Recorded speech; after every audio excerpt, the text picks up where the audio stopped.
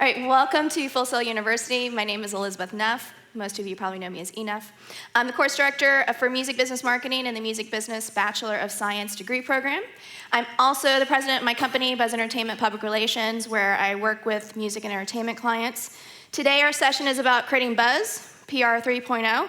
Please welcome our special guests, Jeff Timmons and Steve Helling.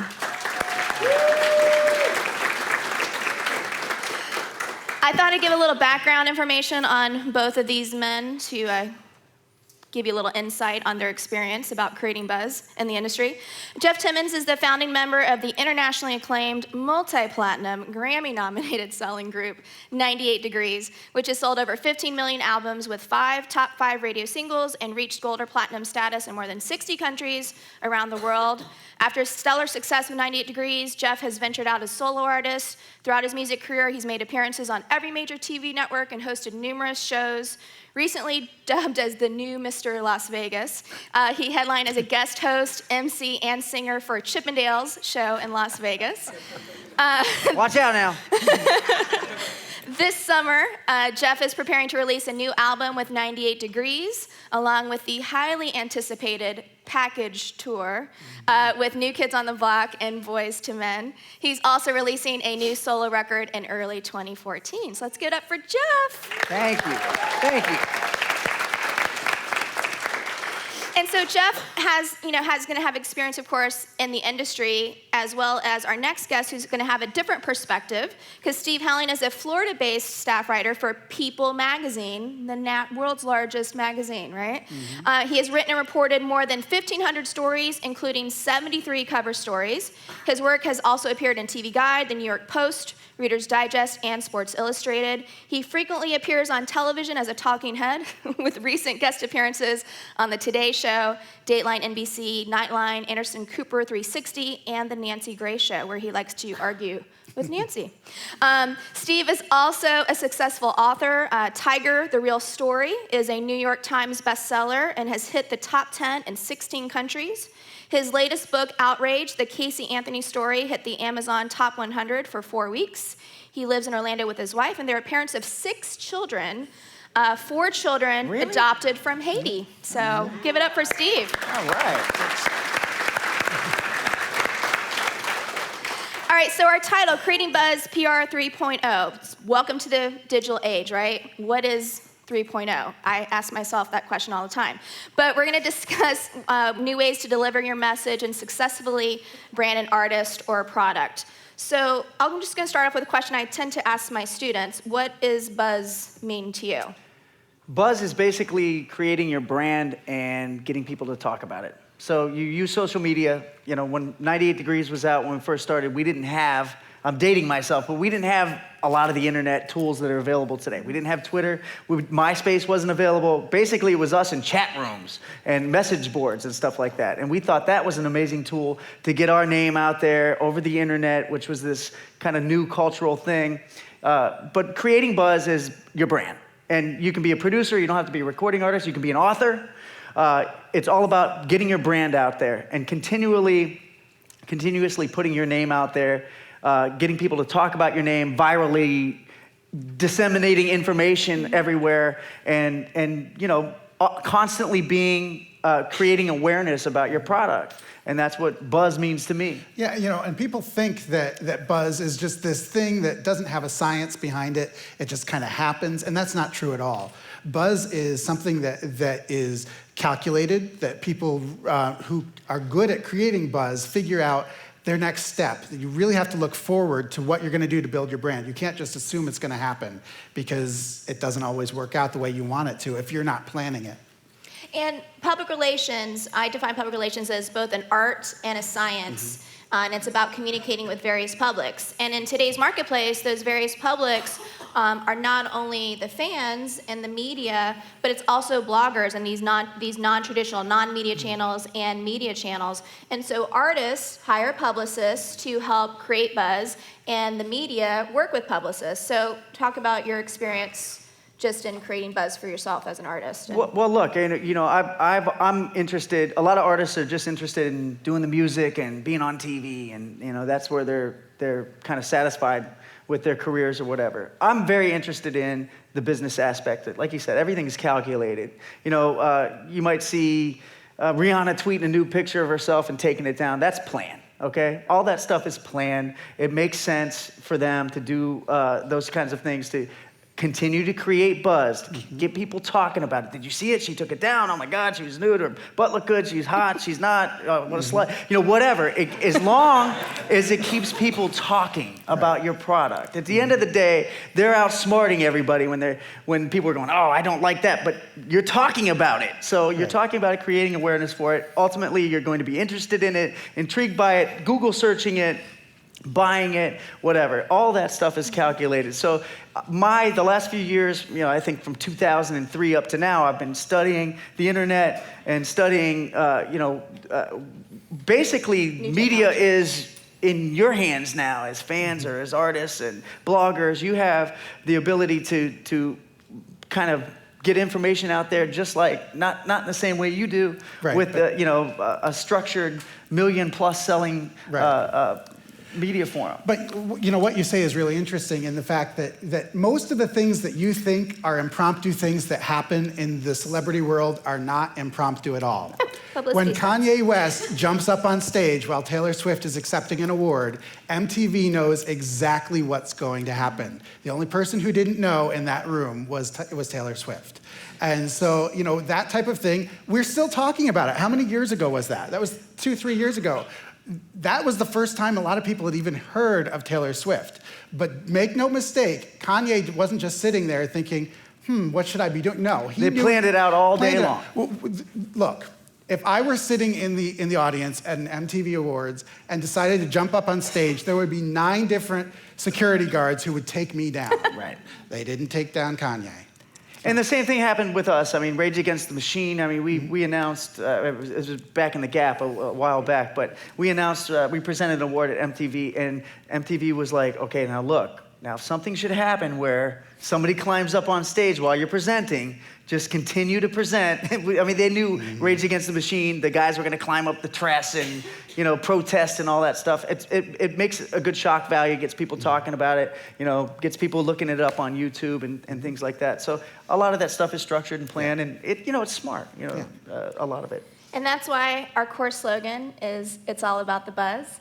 And and I say that earnestly, and that's the philosophy I share with my business and my clients as well. But it's also at its core about building the right buzz with the right audience, because you have to start with that niche market. You can't try to reach the masses. You got to find out who actually has the immediate ability and interest and willingness in what you're doing, and then start a conversation with them. And it's about a conversation. It's not about just talking at them.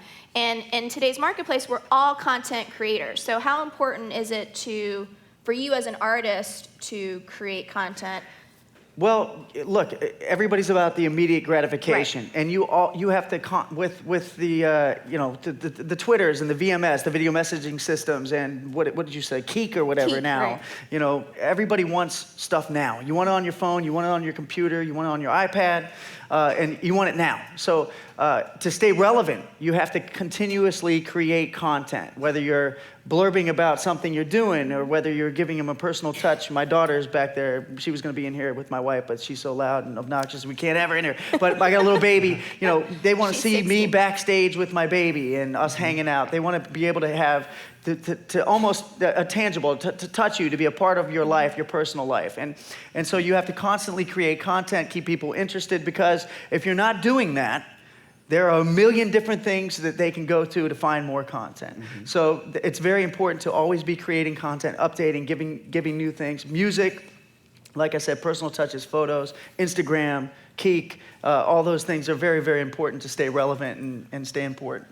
And the interesting thing about it is that, artists have to be on all the time now, where you didn't have to be, 15, 20 years ago. You'd put out an album, you'd go on tour, you'd relax, and that was kind of the way it would work. That's not how it works anymore. There's a reason why, also you have to remember the media is trying to fill up, we used to have to fill up a magazine every week. That was all we had to do. Then the website came along. Then now we have an iPad app that we have to come up with new content every day. So what we're doing is we're trolling around. What's Justin Bieber tweet? Oh, look, he tweeted a picture of his butt. Let's do a story. I mean, that didn't happen. I don't know what you used to tweet, and that's okay, but and I'm not here to judge you. Right. But, well, listen, if you were, I'd have to leave. But I mean, you didn't do stuff like that 10 years ago. And we were talking about this yesterday on the panel. I mean, if we had Twitter and iPhones and smartphones back when we were out, we would have been finished. Because we were a boy band. We were the guys next door. But we were men. We're 25, 26-year-old men. There were groupies everywhere. There were parties. We were drinking, just like everybody else would do. I have never had a groupie in my life. I know. Well, you have 6 kids, so you can't even go into that realm. But had those things been available, we would have been fried. We would have been cooked. But yeah, you have to always be on. You have to be on your best behavior. I mean, look, people got phones in here now. They're filming stuff right now. You always got to be on. I mean, if you can't make any mistakes. Back in the Gap, we used to be able to go, all right, we're going to go on stage. We're going to go do our radio thing. We're going to do a meet and greet, and then we can go party and have some fun. You can't do that anymore. You can do it. You just have to know that someone's going to take pictures of you and put it on their Twitter or put it on the internet or YouTube or something like that. You just have to be very cognizant of all that kinds of stuff. Which goes to show the importance of understanding your brand. Before you're ready to promote that brand, you have to understand what it is you want to represent and be authentic to that. Because Public Relations 3.0 is really kind of taking PR to that next level, helping brands connect and publicize in meaningful ways. So if you're responsible for helping get this out, working with artists and helping get the word out, if they're not being true to themselves, it's hard to control what happens. I mean, you can only manage an artist so far before you have to let them out on their own, and they have to make sure they know what they're doing and they can be prepared.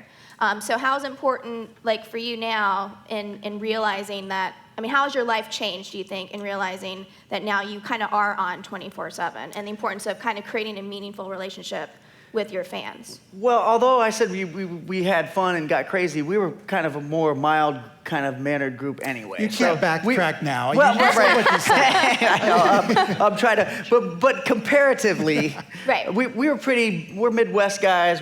Always had a good work ethic, so we were on a lot of the time anyway, even though this sort of media didn't exist. Right.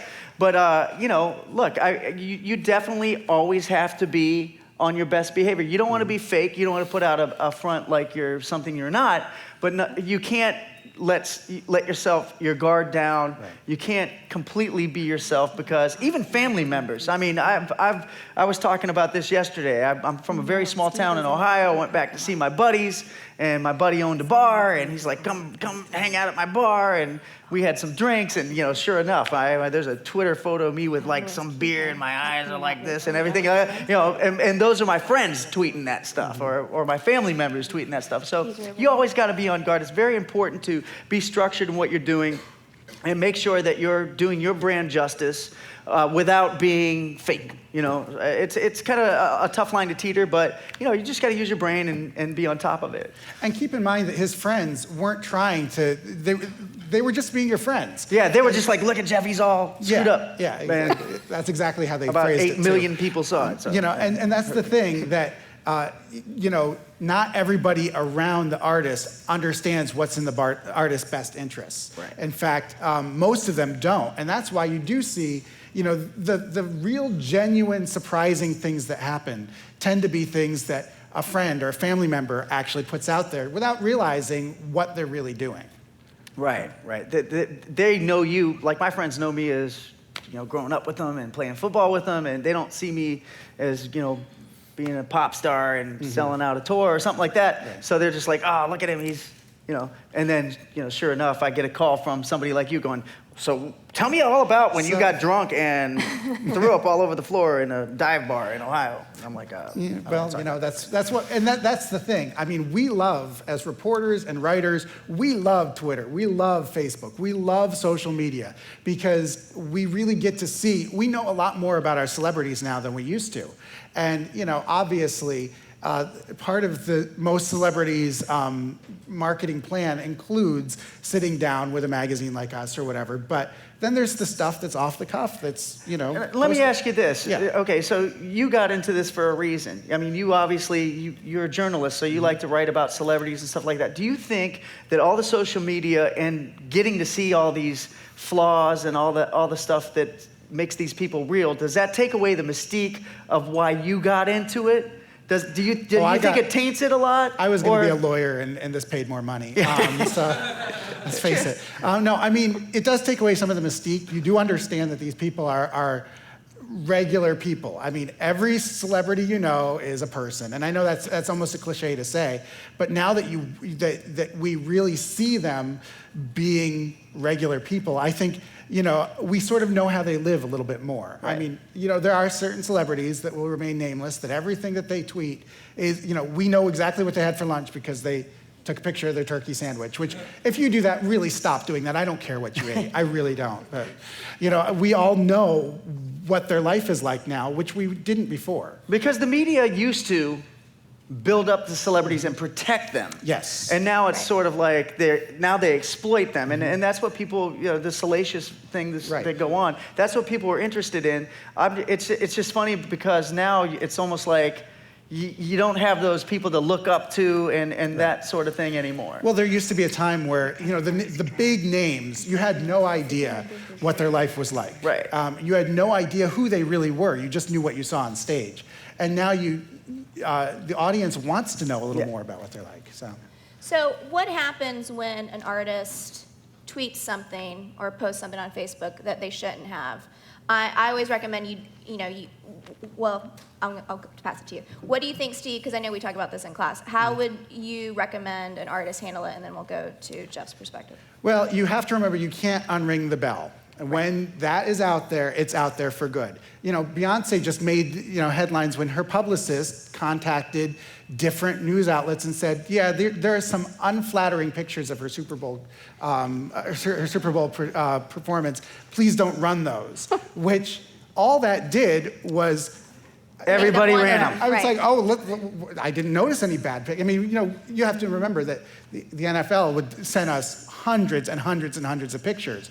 So the chances were very slim we were going to run any of those pictures anyway, because generally, People Magazine, we're the nice ones out there. We don't do stars without makeup. We don't do all that stuff. So, we would have chosen the best looking pictures, but them going around and saying, hey, don't, these 6, please delete those pictures.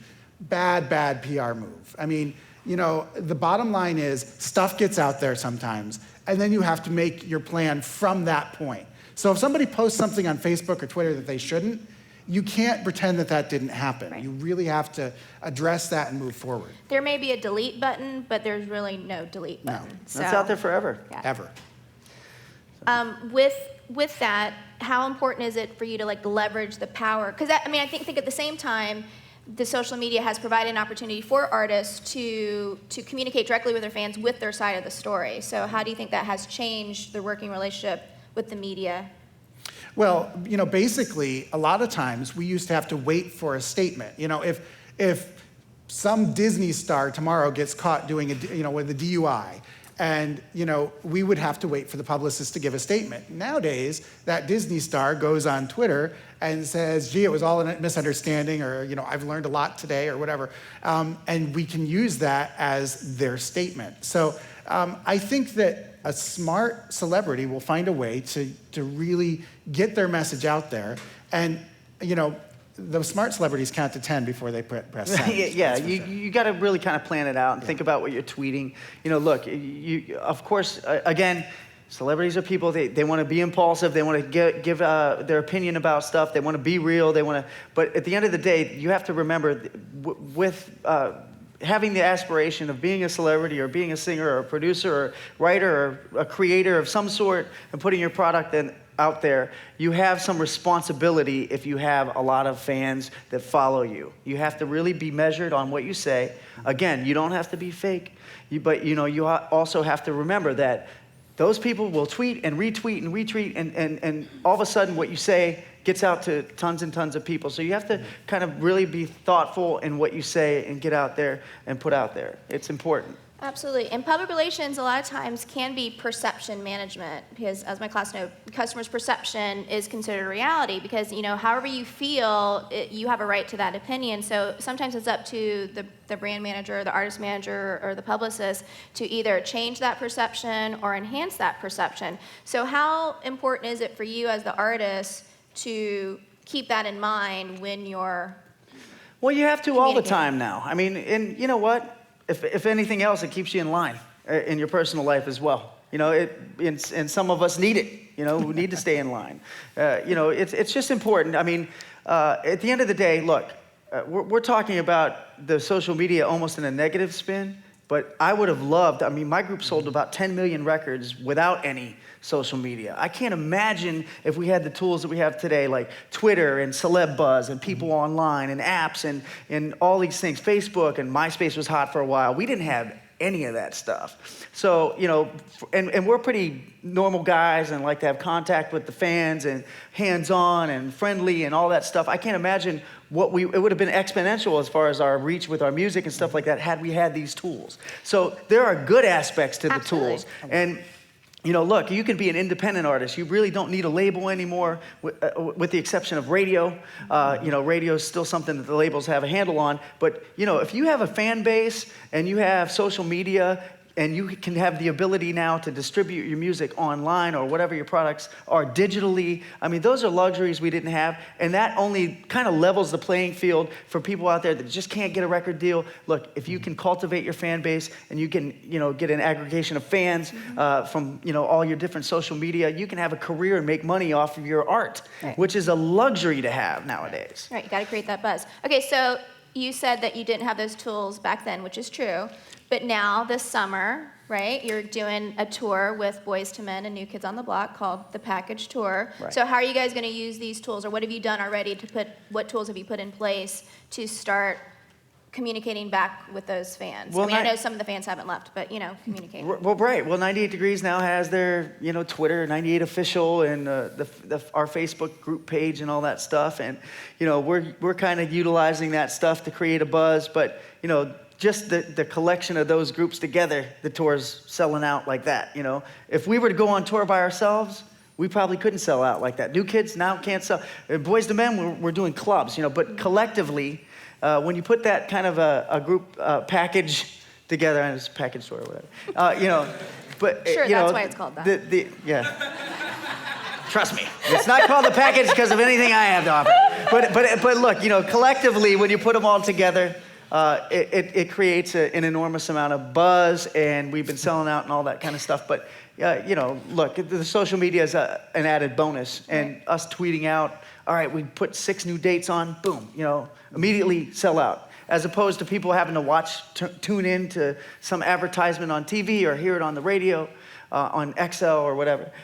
Okay, the package tour's on. No, we can just tweet it, and then boom, people go buy the tickets, sell it out. Next thing, it's incredible. It's a great tool to have. And Steve, how has this, and I feel like because social media is about, creating buzz includes social media, but how do you think has your job as the journalist changed? Part of it is you do have to start looking at everything that they're tweeting a little bit critically as well. Are they really tweeting this? Because, why are they tweeting it? Although we are looking for content, we still do want to have accurate content. And we still want to give an idea of who these celebrities are. A lot of times, bad buzz to me is when somebody tries to be something that they're not.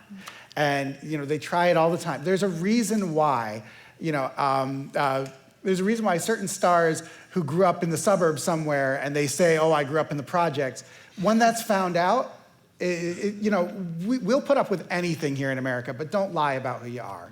Really. And so that is one thing. A lot of times we'll see things that people are tweeting that go totally against what we know about that person. And we have to make a decision. Do we run that tweet? Do we run something, or do we not? Because the last thing, we don't want ourselves or anybody to have egg on their face when what they're tweeting turns out to be untrue. Well, that'll sacrifice the integrity of what your brand is all about as well. Exactly. I mean, the whole idea is I would say you, having been a celebrity and being for how many years now? It's been too long to mention in front of these kids. Yeah, yeah.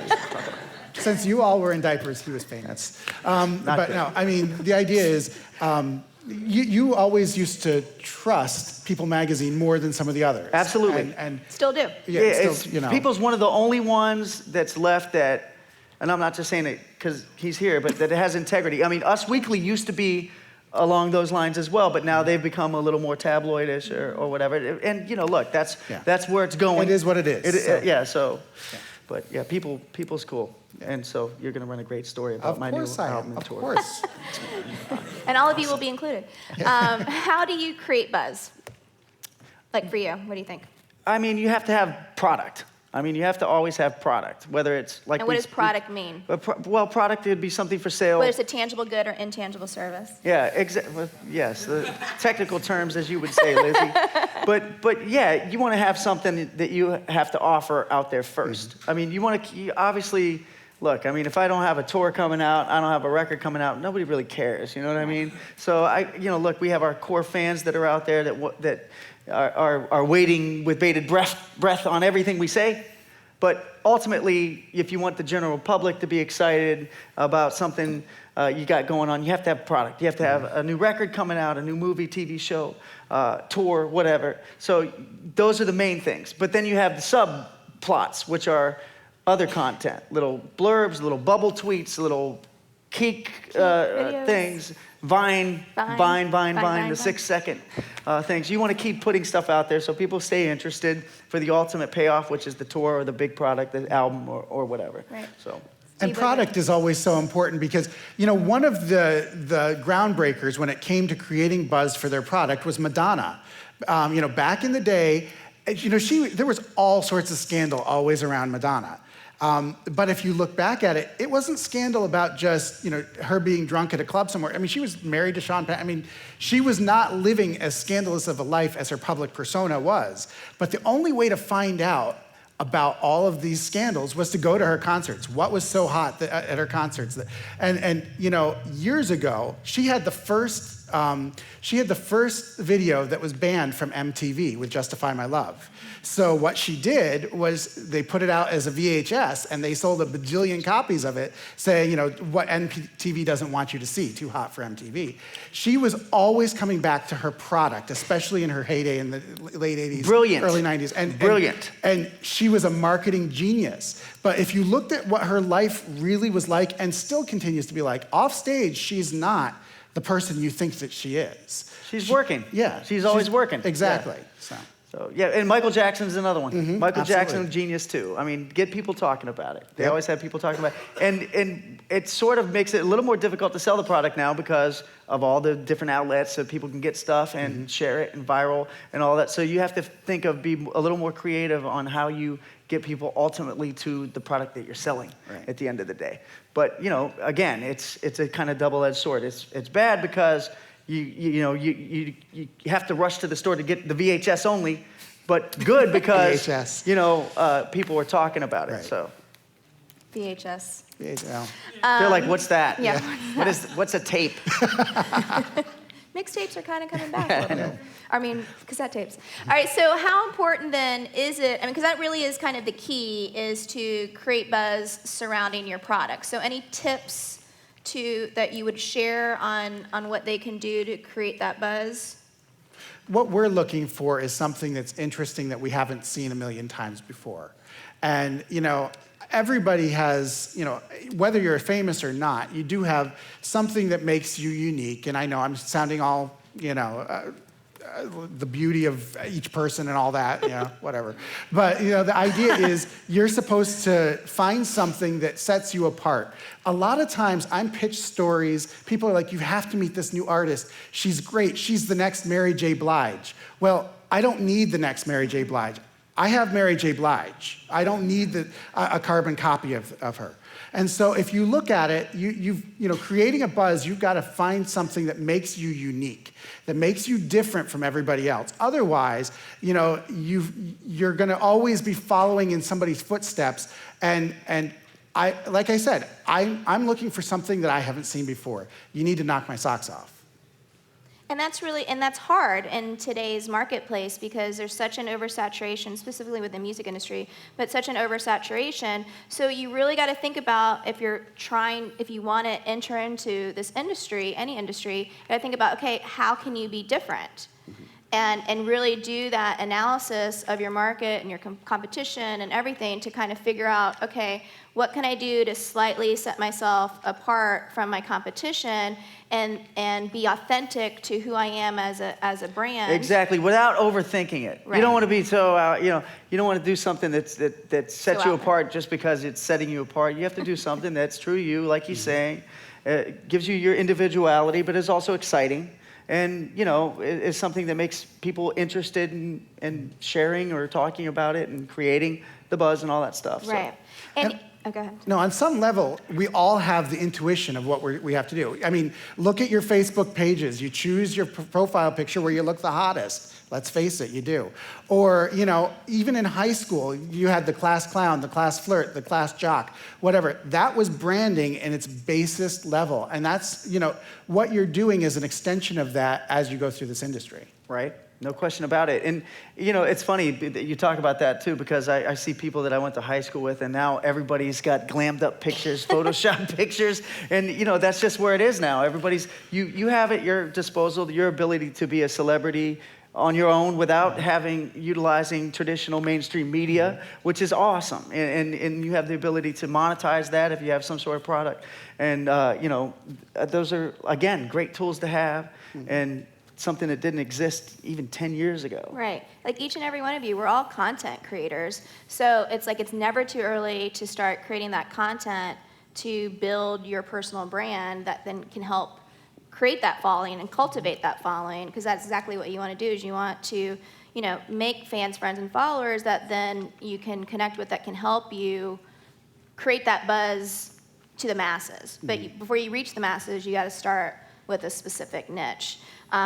You said, Steve, something before, like being not the next Mary J. Blige, right? And I say, because I see this a lot with students of like, oh, I sound just like this person, or you know, this is just like me. And it's like, and that's great, but at the same time, what I would suggest coming from a PR standpoint, a marketing standpoint, say you're influenced by, like you want to understand what your influences are, or your fusion between this artist and this artist. But again, to say that you are just like he said, just to say like you're just like so-and-so, there's no originality in that. So, you know, you think about that and how you want to communicate that brand, of showing the importance of, okay, these are your influences, and everyone's influenced by someone. Right. And so you got to know who your influences are.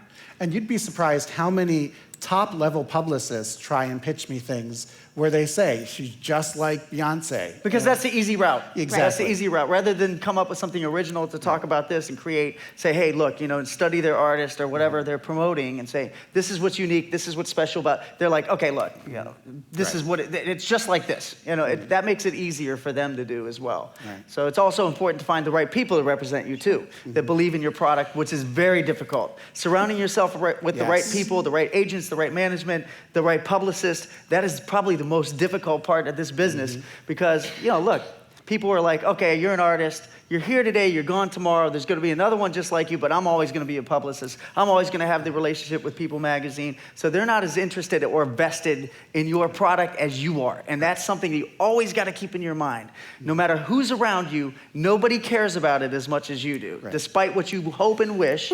And if you do find those people that do believe in you, that's great. It's golden. That's a bonus. But you know, traditionally, it's you against the world, right. And you know, that's what you have to always keep in mind. It'll keep your fire burning, in your belly about getting out there and being successful. And people who believe in you may not be the best communicators in the world. You have to make sure that you find the people who not only believe in you, but can communicate that to the media. A real quick story, years ago, it was 2004, I was at a after party after the VMAs, and I was waiting to talk, Usher was throwing the party, so I was waiting to talk to Usher, and his publicist came over to me and said, okay, but before you talk to Usher, you have to talk to this girl. And so I was like, all right, fine. Publicists do that to me all the time. And I have this really bad habit of, I hate going through my tapes and listening to something I don't need to listen to. So I hold the tape out, the recorder out, but don't turn it on, which is always embarrassing when the star's like, or when the person's like, your red light's not on. Yeah, they know that one. So Always anyway, look for the red light. Sadly, I've Always seen look that for the You've before. seen that happen, Yeah. yeah, no, not you, never you. But so they're like, you have to talk to this girl. And so they gave me no idea who this girl was. I didn't know who she was. So I did the whole little not turning it on. And I at the end of it, I was like, now spell your name for me again. Is it S-I-E-R-R-A? She's like, no, it's C-I-A-R-A. It's Ciara. I'm like, okay, fine. Thanks for your time. All right, where's Usher here? Should have recorded that Well, one. you know what? Yeah. No lie. A month later, God is my witness. I'm listening to the radio, and they're like, new song called Goodies by Ciara. And You're like, damn, I didn't press record. I can't tell you exactly the words that came out of my mouth. And so then, of course, my editors are like, oh, we should do a story on that Ciara. I'm like, oh, gosh, I don't know if we can or not. I'll call the publicist. And, the bottom line is that, yes, I should have recorded it, lesson learned, okay. But the publicist shouldn't have said, to talk to this person, you have to talk to that person. Right. Because that gave me the message. Turned you off. Yeah, it gave me the message that this is nobody that I have to talk to, but I'm doing this publicist a favor. Instead of saying, her album is dropping right now, and Would you take the time to talk to yes, another she's artist? fantastic. She's good. If they had just said that, I would have recorded it. And so just keeping in mind that you need people who can communicate with the media, it's so important. Yeah.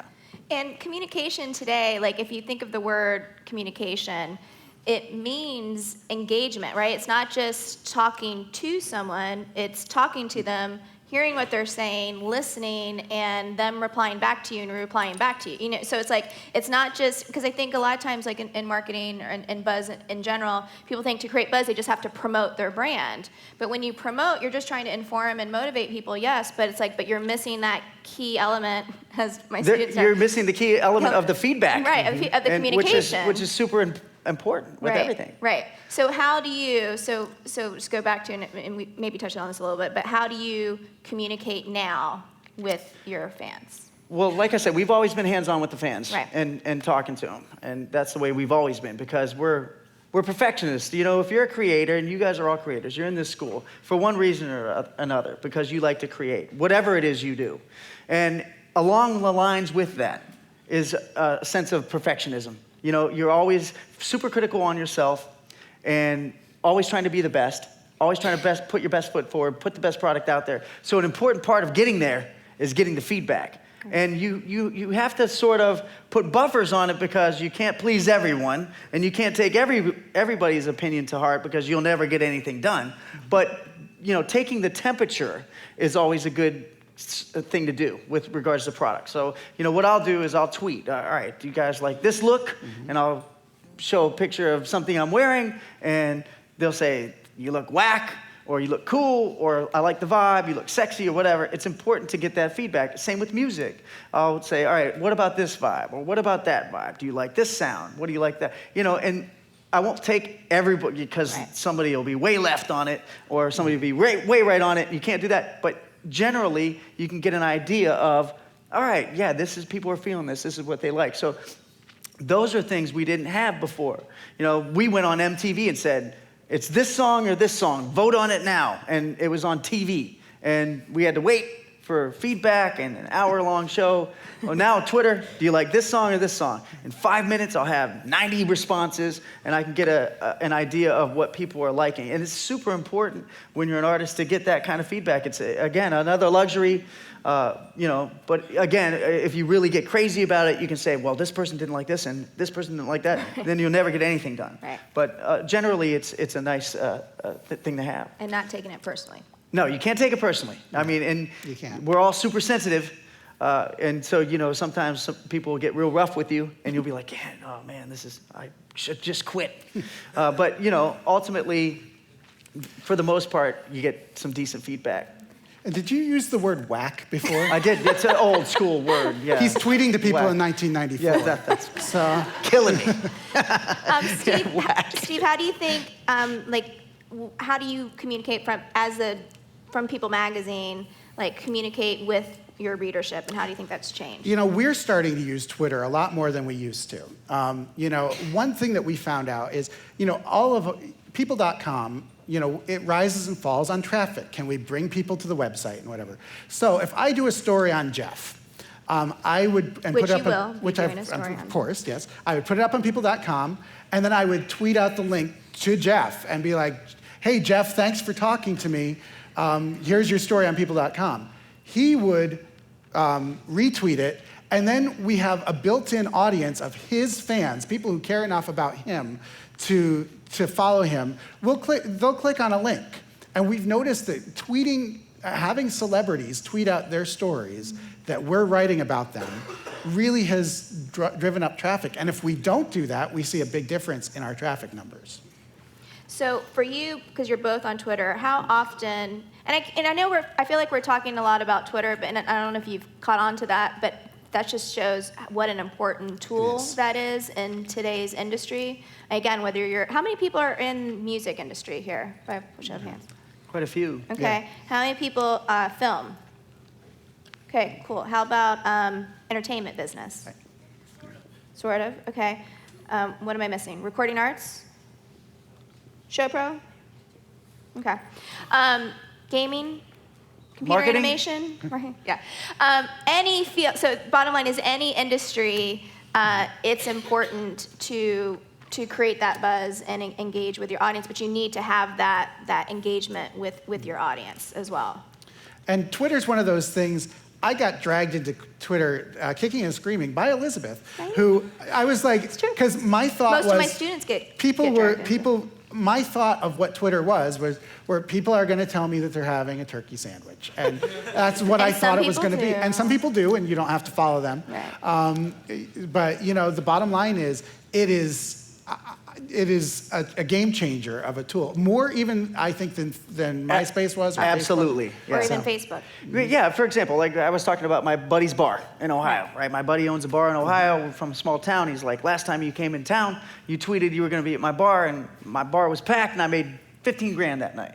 He's like, well, can you tweet again? So, the first time I went, I put it on Facebook, right? And we had some people come in there. But when I put it on Twitter, the place was slammed. We had people coming from Chicago, driving there, all over the place just to be in there when I tweeted it. It's so much more of a powerful tool because it's immediate. It goes to the phones, and Facebook does now too with their apps. But Facebook is more of like, people are more casual about it. They kind of just peruse through it, look at it. Facebook's immediate reaction, or Twitter's immediate reaction. You tweet something, people are like on it, they retweet it, it can go out virally so fast. It's probably the most incredible tool, I think, in a long, long time. I mean, that's why you see Super Bowl commercials with hashtags on them now. I mean, it is extraordinarily powerful. Yes. And it's a networking tool. So not only is it a way for you to engage with fans, friends, and followers, but it's also a way for you to network with people that you wouldn't normally have an opportunity to network with. And I like Twitter because 98 Degrees is doing a new album. So, I have a wish list of producers that I'd like us to work with, from Teddy Riley and Rodney Jerkins and all these great Babyface, all these legendary producers. So I started tweeting them, and I got feedback, and they sent me. I said, we're doing a record. Can you send me a hit? Boom! Almost all of them got back to me. So it's amazing. And instead of like calling their publicist, calling their agent, talking to their manager, trying to get through to them, because back in the day you might not be able to do that. But I just tweeted, send me a hit, and they're like, okay, cool, and then DM me, follow me back, DM me, give me their information, exchange emails, songs in the mailbox, recording their songs. I mean, it's super cool. It's like you're right there with them, and you can get to celebrities and talk to them, and they will watch the tweets and sometimes get back to you personally. And even as a fan, getting responses from those producers, I mean, it's cool. I love, just like anybody else would. I'm flattered and love it as well. Not to mention that, like you said, sometimes there's all these gatekeepers that keep you from getting into.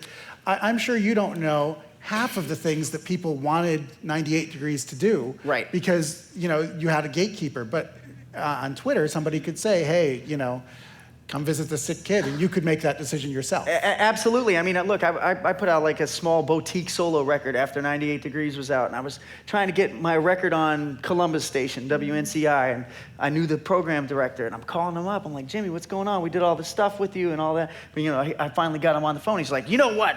We offered you $80,000 to do this show, and you guys turned it down. And I'm like, there's no way we would ever turn that down. But, look, had we had Twitter, you could have got a hold of us, and we would have done it. But yeah, that's right. The gatekeepers sometimes are a little too good at keeping the gate closed, and to your detriment. But yeah, something like Twitter and social media helps you get in touch with those people directly. Right, and so that has changed the role of the PR professional. That third wall is kind of down sometimes, and you do lose control, which again is good, but it's also challenging for the person that's trying to help manage that brand, because and I face this all the time with my other client, Debbie Gibson. She's good, just like Jeff is, on replying to people, and they maybe have sent me a request to book her on something, and I'll be like, okay, great, I'm gonna check her schedule and get back to you. And then by the time I've sent that, they've already directly tweeted at her, and she's replying back going, oh, sure, maybe sometime next week. And it's like, what are you doing? So it's like you kind of lose that control, so you gotta try to get on the same page. But it's more important, and I think, too, if you've noticed, social media is falling under the umbrella of the PR professional. It's not the role of the advertiser, because advertising is all about paid promotion, and you're trying to get that word out. So what it makes sense, that space is being owned, social media space is being owned by PR, and that's what PR 3.0 is really kind of taking that brand to the next level to help the brand connect and publicize in the meaningful ways, but also leverage the power of the internet, social media, traditional media, all of that combined to help create that drive. And it almost seems like all of a sudden, huh? Yeah. It's all of a sudden. All of a sudden, your job is totally different. Right. So. And that's, it's important to always be harnessing the different marketing technology and using that to your advantage to help get the word out and create that buzz for your brand. So what kind of, I know we kind of mentioned that, but like, what do you do, just as an artist, what you've done, because you've sustained a career through, have always just done music and entertainment, music and television, all that stuff, but how do you sustain the career how important is that to kind of harness that technology and use it to your advantage? Well, I think it's crucially important because now that dictates everything. Whereas, going and sitting down for an interview in the past, that was what it was, or going on MTV and releasing your video, that's what it was, or going to radio stations, visiting, playing your new single, Top 99, that's what it was. But now it's in the public's hands. They can they tell you what's good, what's not, what's shared, what's not, what's cool, what's not. And so you always have to be hands-on on everything now. You can't just, sadly, rely on your publicist to take care of things.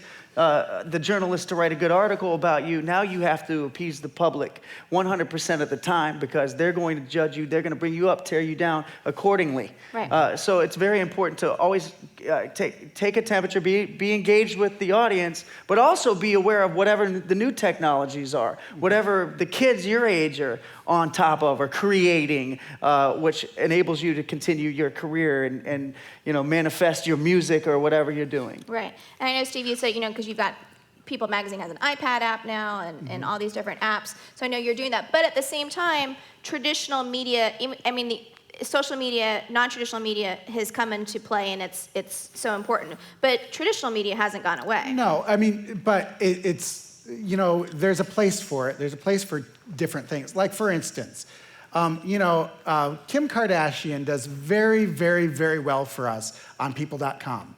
We can do Kim Kardashian eating a turkey sandwich. I know I'm really on the turkey sandwiches today, but Are you hungry? we could just be like, here's a photo of her eating a turkey sandwich, and 1 million people will click on it.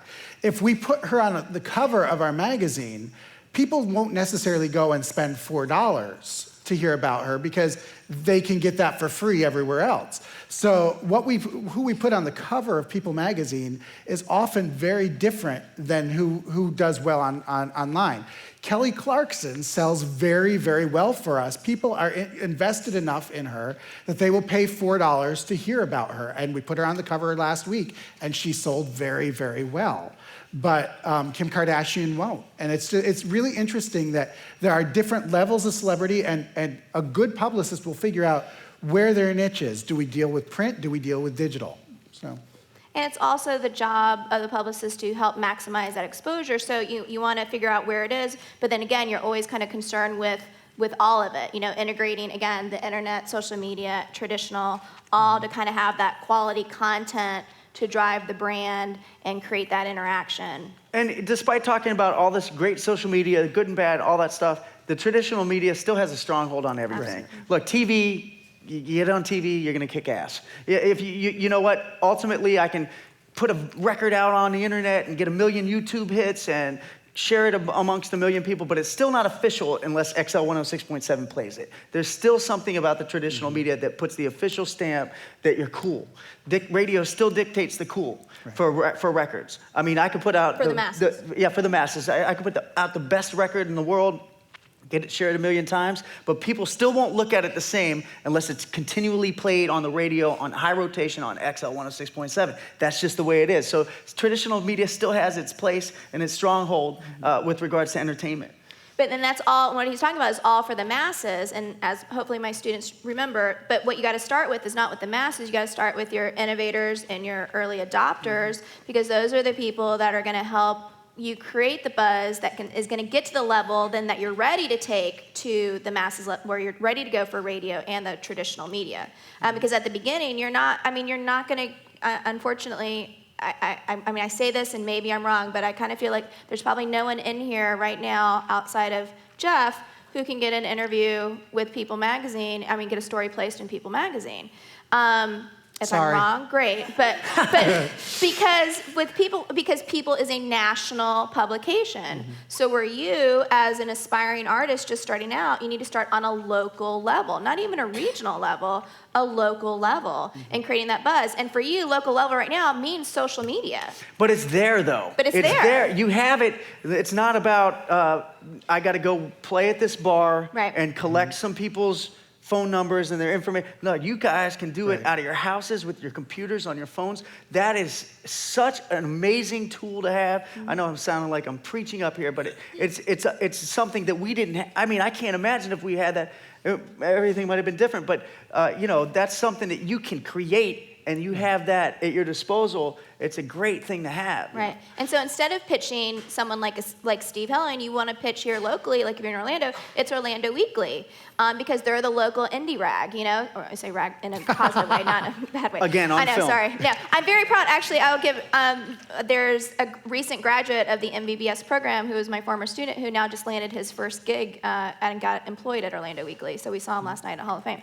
But anyway, so I'm very proud. So no, but that's where you want to start. That's where you want to reach out to those local publications. And if you're touring, if you're touring around the East Coast or wherever you're touring, again, when you go into those cities, yes, you're still working social media, but you also want to work the local publications, the local radio stations, the local television stations, and the local newspapers. Again, not the national, but the local, because you got to start, because it's all about the buzz, you got to start locally to then grow nationally, to then hopefully one day. This morning, we were on the Daily Buzz, which is a nationally syndicated morning show with Jeff, talking about all the projects he's got going on in the Hall of Fame. And then, with People magazine, that's great, but that's not how you guys started out. No. So we started out singing for everybody, a cappella, and for money, whatever. We just sang a cappella everywhere. Dropped the hat, sang, collected money. We should have bought food and ran with it, but we bought beer. But anyway, but that's how we started. We just sang our way into places. We didn't have a Twitter feed and our YouTube channel and all that stuff. But, and you say, and we keep using the word buzz, PR 3.0, because that's the title of the panel. But interesting, I find it interesting, is like, so we combine still traditional media with non-traditional because, for example, yesterday, I asked Jeff to do a quick video from his iPhone doing a tease for his performance, for his interview this morning on the Daily Buzz. So that's, again, you're trying to look to how do you create that buzz, incorporate the different communication channels to maximize exposures, and then, Daily Buzz puts it up on their Facebook, tweets it out, I do the same, Jeff does the same, then we're there, live this morning, and we're Instagramming and Twitter, tweeting, and eventually we'll go up on Facebook. They're all just little commercials. Right. They're all just little commercials for your stuff. So. Right. He uses the word commercial, I just like to think it's more content, right? So. PC. Yes. It's content, right? Creating content.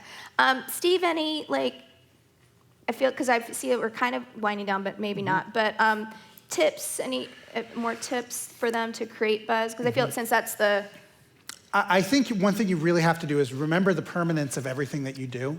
There are things that you can put out there that if it doesn't go with your overall plan, it's still going to be out there no matter what. I look at somebody like Ashley Simpson, who, back in the day had that lip-syncing scandal on SNL. That will follow her forever and ever and ever and ever and ever. And, that was before social media was really what it was.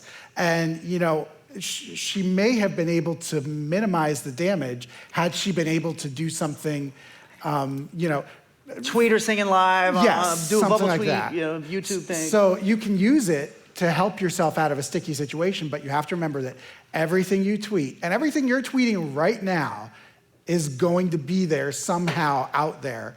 And you really have to start thinking 10 steps ahead. What am I ultimately going to want to do with my career, and is what I'm doing now going to hurt that? And I wrote this down. That's what I've been doing up here. Every time he says this, I'll write something down. I can't even read this. I know, right? I don't know shorthand. He said something about, you can't take anything down, but the important thing is to be proactive in your community. So we've been talking about communication, but there's a difference in communication between being proactive and reactive. Mm-hmm. And in today's marketplace with social media, it's even more important now to be proactive. Right. Well, it's like if you're driving from here to Atlanta and you make a wrong turn somewhere, you can get back on the right road, but you did lose that time that you were on the wrong road. And that's just, what people try to do is they try to erase something that happened, and you can't. You have to move, you have to correct it and move forward, but just remember that what's out there is out there. And absolutely, and I think a lot of times, and I really encourage my students, and I encourage all of you guys, think before you tweet or think before you post. I think we've kind of said that before, but really think about it, and don't share. I think each platform has its own thing, so it's really up to you to decide what platform is going to work best for you. So I encourage you to research all the different ways to deliver your message to your audience. And there's two things you got to think of before you choose that platform. One, does it meet the needs and wants of what you as your brand want to communicate? And two, does it meet the needs and wants of your customers? Mm-hmm. Is that where your fans, friends, and followers are? Because if they're not there, that's not going to be helpful to you. So you've got to research all the different platforms and start with one. Don't try to be everything to everyone all at the same time. Start with one. If you're in the music industry, I say start with Twitter, and I know they agree, and that's where you want to start building your brand. And it's like you may think, well, I've got nothing to tweet. Well, that's not true. If you're trying to have a career in the industry, shouldn't you know what's happening in the industry, right? So as I have my students do, we do Daily Buzz every class. And Daily Buzz is sharing industry news, current events, what's the buzz for the industry. That's what you should be tweeting about. And because people then, potential employers or potential people that are wanting to do business with you, they look at that.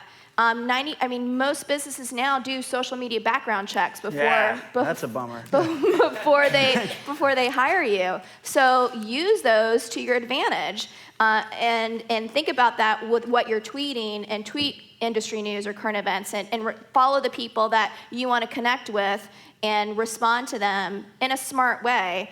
and use that to your advantage. And look, nobody's saying be fake, you know. Oh, just be measured. Just make sure you know what's, you know, going to make an impact or not. We talked about this yesterday. There are two things that you probably don't want to talk in social media about: religion and politics. Absolutely. Because they're very polarizing. No matter how passionate you are about a stance on something like that. I mean, unless you're a politician, that's Right. Yeah, unless you're a politician or a pastor or something. Yeah. But you know, look, people are. What you're going to do is you're going to automatically get at least somebody to oppose your opinion. So those are things you want to keep with your family or your friends and in close quarters. Those are things that you really don't want to be tweeting about publicly, because you don't want to alienate anybody. That you don't want to put somebody off that might be actually interested in your music and your product because you're talking about a political or religious view. And that's one of Kim Kardashian's most recent missteps that she did. She tweeted something about the Middle Eastern, Israel or something like that. And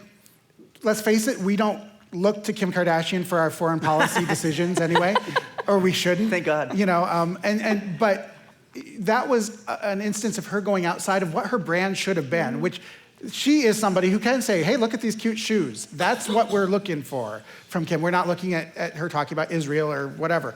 And that was an issue. So you have to be very careful. Yeah, and that just made me think, and that's when I go back to understanding what I said before is like you need to know what your brand is. That means what do you want to be represented as? Like what are the topics that you want to be known to have experience or knowledge in? And then those topics are what you should then be communicating with your audience or your potential audience. It's not like that. It's not going off brand, because then that just is confusing. And especially when you're just building your brand, you want to be as focused as possible, both focused with your brand as well as focused with the audience, who that audience is, to make sure that you're communicating the right message to the right audience. Right. All right, so I feel like we have just less than a minute The left. yellow light's on. I know the yellow light is on. So The yellow's I on. think what I'm going to do is I'm going to say thank you so much for joining us today. I hope you got some good tips on how to create buzz and understand what PR 3.0 means. So please, let's give it up for Jeff Timmons and Thank Steve you. Helling. Appreciate it.